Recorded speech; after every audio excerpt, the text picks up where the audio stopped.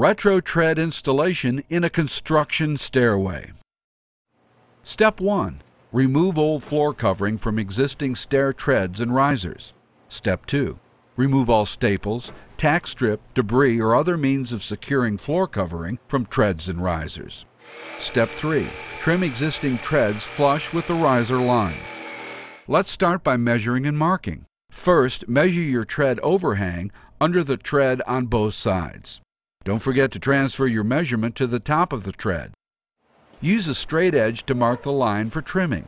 Repeat the measure and marking process on each tread as they can vary.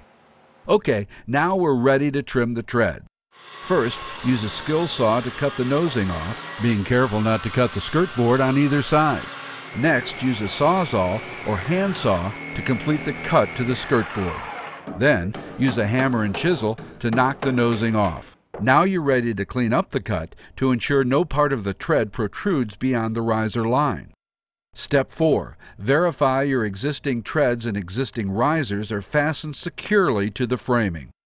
Check for screws and nails backing out of the treads and risers. All fasteners in the face of the treads and risers need to be countersunk. Clean any debris from the treads. If your existing treads are squeaking, secure them with additional wood screws. Do not use sheetrock screws. Step 5. Assess your risers.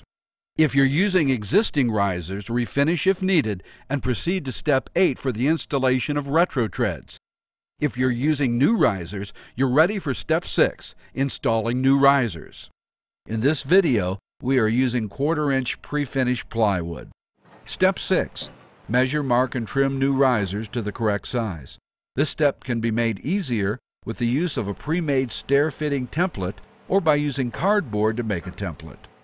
Keep in mind that it's common for each riser to vary in size. First, measure the height and the width of each riser.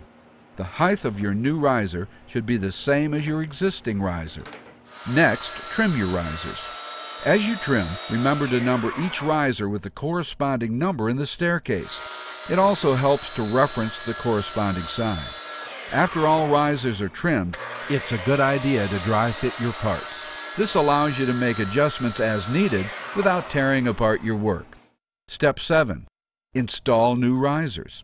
Apply a quality urethane-based construction adhesive to the back of the riser and smooth it out. We recommend covering 80% of the surface with adhesive.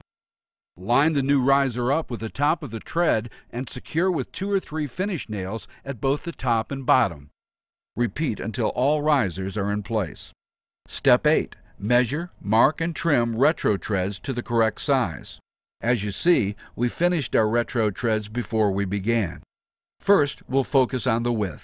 Measure the width of the existing treads in several locations to ensure the correct width. Then trim RetroTreads to the correct width. Now, measure the length of the existing treads and mark the RetroTreads.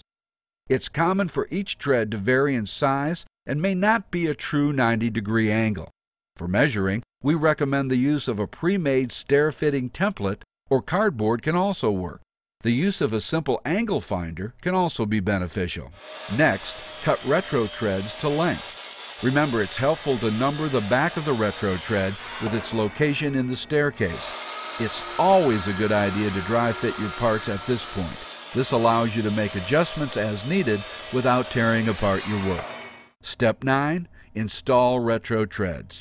Apply a quality urethane-based construction adhesive to the face of the existing tread and smooth it out.